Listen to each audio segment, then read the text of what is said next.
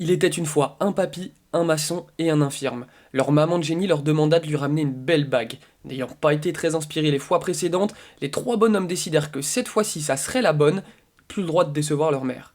Pour ce faire, le papy décida qu'il jouerait jusqu'à sa mort s'il le faut. Le maçon décréta lui que cette fois-ci il s'appliquerait à rentrer ses shoots et l'infirme qu'il arrêterait de prendre le petit-déj à l'hôpital.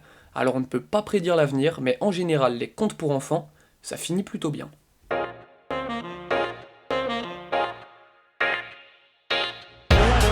Defended by Simmons. Is this the dagger? Iguodala to Curry. Back to Iguodala. Up the layup.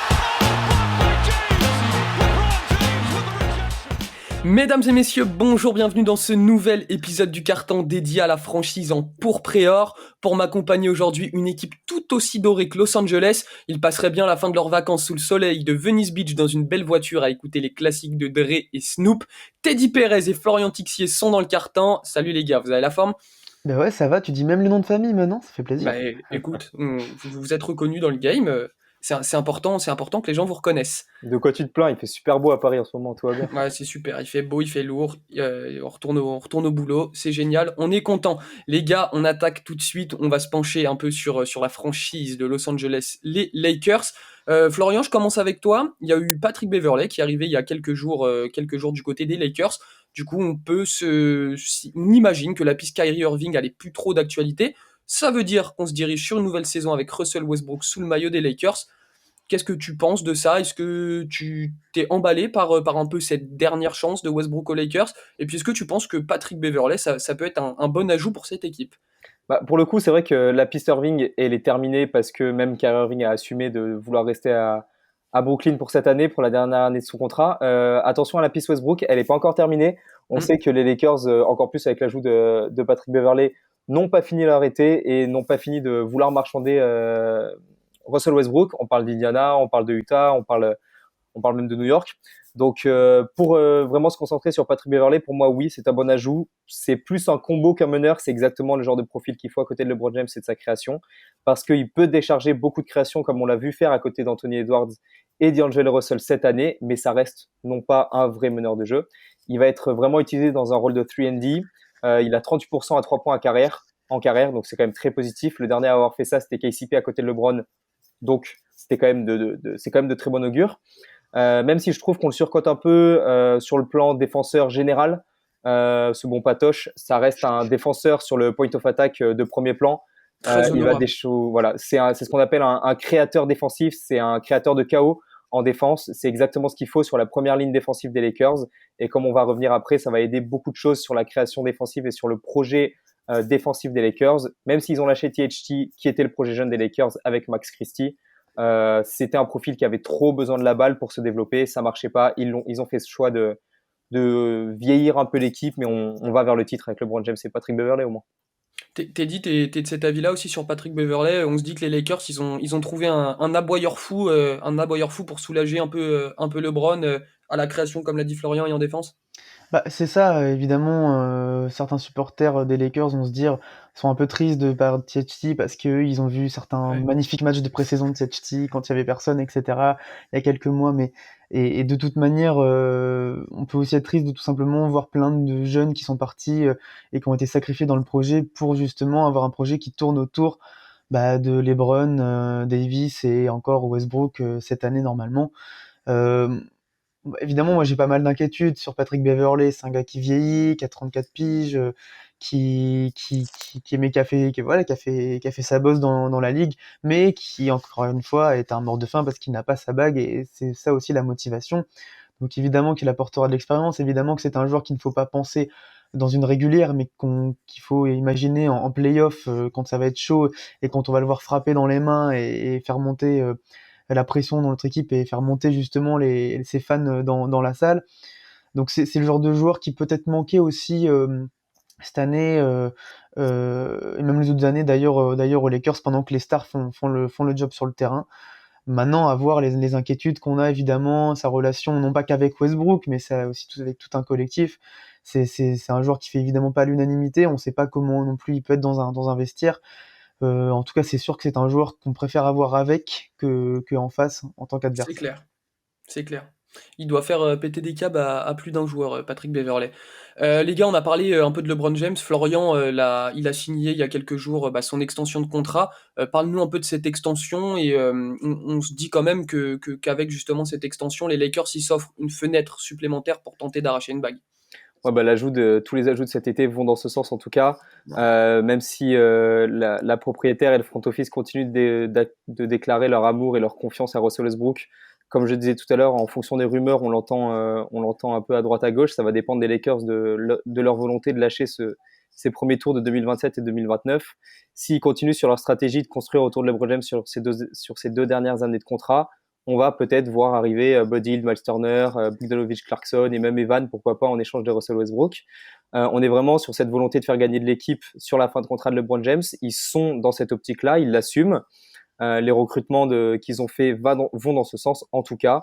Et maintenant, je pense qu'ils ont, avec cette extension, avec la supposée bonne forme d'Anthony Davis, comme on va y revenir, et les ajouts qu'on a, on est quand même sur 2-3 prochaines années de LeBron James qui s'annoncent de bon augure, au moins pour la fin de carrière du King.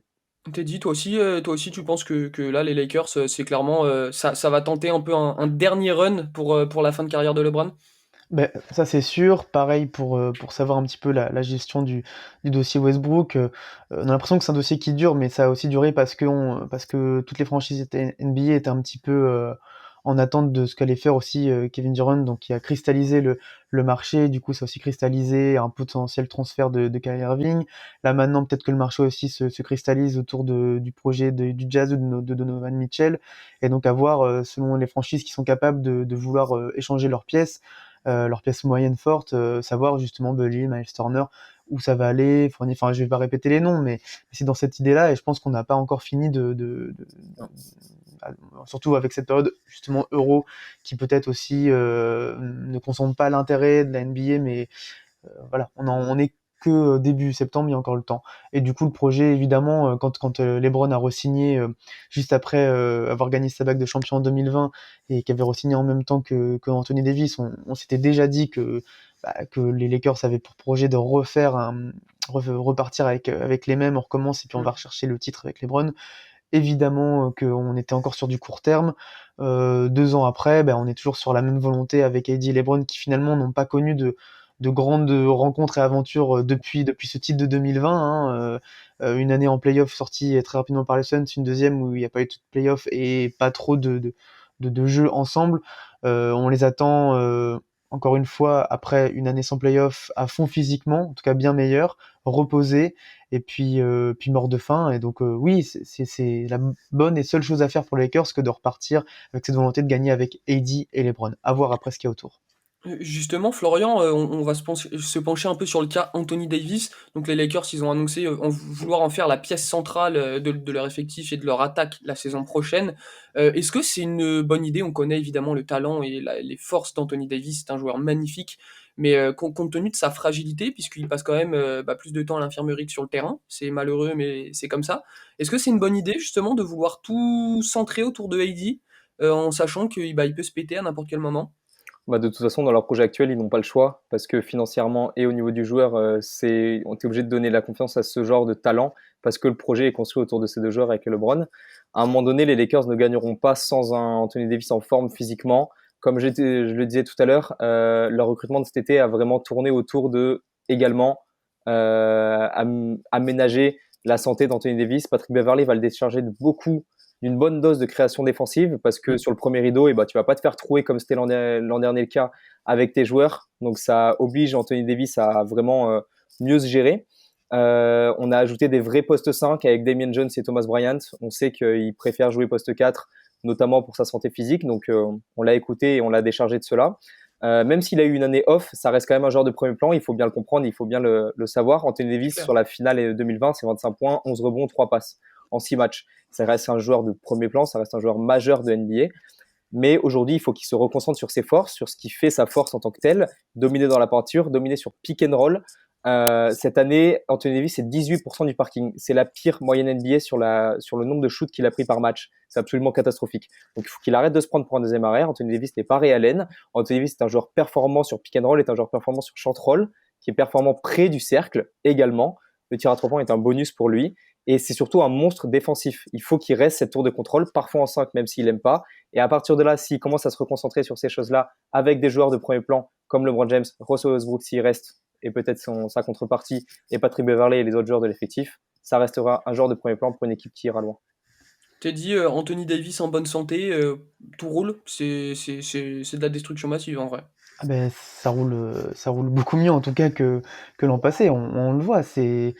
Oui, j'ai pas grand-chose à rajouter sur la description de Florian, mais oui, tout roule et c'est déjà en fait juste avoir Anthony Davis dans l'effectif de manière plutôt, enfin avec une en bonne santé, bah c'est quelque chose qu'on n'a pas vu depuis un an. Enfin un an, mais non, un an et demi. Enfin depuis le titre et donc oui, c'est évidemment un plus et c'est d'autant un plus que ce joueur est un des joueurs les mieux payés de l'équipe, donc c'est un franchise player oui, et qui a encore envie de gagner évidemment et qui est encore normalement dans son prime. Donc évidemment qu'on compte sur lui, que les Lakers comptent sur lui. Florian, t'en as parlé un peu tout à l'heure, tu parlais des ajouts de cet été, justement, est-ce que tu peux nous parler un peu des petits ajustements qu'ont fait les Lakers sur leur roster cet été et nous dire, parce qu'on le répète dans tous les podcasts qu'on fait en ce moment, hein, mais la conférence Ouest l'année prochaine, ça va être la jungle. Il y a trop d'équipes vraiment avec le niveau et les ambitions d'aller en playoff, donc ça va être vraiment très très relevé. Est-ce que tu peux nous dire si pour toi ce roster des Lakers, justement, tu le juges suffisant dans cette conférence Ouest? Bah, c'est vrai que moi, je trouve que leur été, il est très intéressant parce que les Lakers avaient besoin de trois choses. Ils avaient besoin de défense, ils avaient besoin de taille et d'athlétisme, et ils avaient besoin de shoot à 3 points. Mm. Dans cet objectif, ils ont le retour de Kendrick Nunn qui n'a pas joué l'an dernier, qui est un très bon shooter à 3 points, qui est un bon défenseur sur la ligne arrière, pas excellent, mais ça reste supérieur à la moyenne. Troy Brown, 35% en carrière à 3 points. Il apporte ce profil de 3&D athlétique qui avait fait les beaux jours quand il voulait bien jouer aux Bulls l'an dernier. Juan Toscano, c'est pareil. Ça reste un grand forward athlétique capable de défendre. Je l'ai dit tout à l'heure, l'ajout de Thomas Bryant et Damian Jones sont très intéressants sur le poste 5, notamment Thomas Bryant parce que il a notamment fait 2 saisons de suite. Ça reste un joueur jeune qui avait commencé aux Lakers notamment, mais qui avait fait 2 saisons de suite à plus de 40% derrière la ligne. Et enfin, les ajouts sur la ligne arrière de Lonnie Walker, Max Christie et Patrick Beverley. Lonnie Walker, c'est pareil, c'est toujours dans la même optique d'un arrière athlétique, grand arrière capable de scorer aux 3 niveaux, notamment à 3 points s'il est dans un bon jour. Max Christie, dans le potentiel, c'est un bon shooter, même s'il a eu du mal en NCAA l'an dernier. Donc voilà, que ce soit avec Westbrook ou sans Westbrook, la santé, elle est essentielle pour cette équipe qui est plutôt vieillissante. Mais sur un temps de 1, 2 ans, 3 ans maximum, ça reste une équipe qui va jouer le titre parce que tu as LeBron James, parce que tu as Anthony Davis, parce que tu as des role players. Enfin, le front office a mis des role players performants, des 3&D qui sont complètement complémentaires d'Anthony Davis et LeBron James. Westbrook, on verra. On a encore du temps, comme le disait Teddy. Mais cette équipe, en tout cas, elle est repartie sur un nouveau cycle de 1 ou 2 ans et ça pourrait être performant. Teddy, toi, je sais que tu suis évidemment beaucoup les Lakers, c'est ton équipe de cœur. Est-ce que tu es satisfait, toi, justement, des ajouts de cet été? Bah, c'est vrai que comme ça, à vrai dire, on pourrait être un peu déçu parce que on a l'habitude toujours que l'été des Lakers soit un été au premier plan, etc. Mais d'une manière générale, de toute manière, cet été, il a pas non plus eu dans toutes les équipes, il y a pas, enfin, de mémoire comme ça, plein de blockbuster trades, etc. Plein de choses comme on a pu avoir ou qu'on a pu avoir. Et puis, c'est vrai que cet été aussi des Lakers, ça a démarré assez tôt avec Lonnie Walker évidemment. Donc c'était plein de petits ajouts comme ça, voilà, remettre Pat Beverley, pour moi c'est aussi très intelligent. Donc comme l'a dit Florian, c'est des ajouts sur des postes clés qui manquaient. Enfin, on en reste toujours avec cette interrogation ultime, c'est le côté blessure, côté santé, côté Bah équipe ouais. vieillissante. C'est les 2 points, 2 axes majeurs, et on se dit aussi que mine de rien, le projet autour de Westbrook, Davis, LeBron, pour le moment il ne marche pas, il a pas marché, mais évidemment il a pas eu le temps de marcher. Et donc à voir aussi parfois dans des années où ça a été la catastrophe, souvent c'est là où on puise plus profond et on revient le couteau entre les dents avec peut-être moins d'assurance que voilà cette équipe des Lakers savait l'année dernière au Media Day, on s'est dit ah, c'est bon ils vont tout exploser, beaucoup moins d'assurance et du coup beaucoup de choses aussi à prouver. Le calendrier des Lakers dès la rentrée est assez compliqué, donc il faudra aussi faire très attention dans cette jungle de l'Ouest. Mais évidemment qu'ils font partie des favoris, évidemment que sur le papier, ils ont l'effectif pour, mais justement, avec une équipe vieillissante, peut-être que c'est aussi une équipe qu'on va pas Mhm. mettre dans le top et qu'on va plutôt penser à d'autres collectifs mieux rodés. Ils ont beaucoup de choses à prouver et je pense qu'avec de toute manière LeBron dans l'équipe, ils font partie des favoris. C'est clair, on verra un peu LeBron et AD s'ils sont capables de jouer plus de 50 matchs l'année prochaine. Ça va être là tout l'enjeu vraiment de la saison des Lakers. C'est des Lakers en bonne santé, s'il vous plaît, pour le bien de tout le monde, puisqu'on ne souhaite Mhm. à personne de se blesser. En tout cas, si vous êtes fan des Lakers, n'hésitez pas à nous dire ce que vous avez pensé de cette intersaison des Lakers. Si vous êtes excité, en tout cas, on vous souhaite évidemment que ça se passe un petit peu mieux que l'année dernière. James, catch, fire, ball game! He did it! LeBron James! Les amis, le buzzer du carton vient de retentir. Comme toujours, ce fut un plaisir de vous avoir en notre compagnie. Laissez-nous une petite note sur Apple Podcast et sur Spotify si l'épisode vous a plu. Et puis jetez un œil aux autres podcasts qui sont sortis les jours précédents. On en a fait un sur les Young Core et les projets de reconstruction NBA. Je suis sûr que ça peut vous intéresser. En attendant, je vous dis à la prochaine. Prenez bien soin de vous.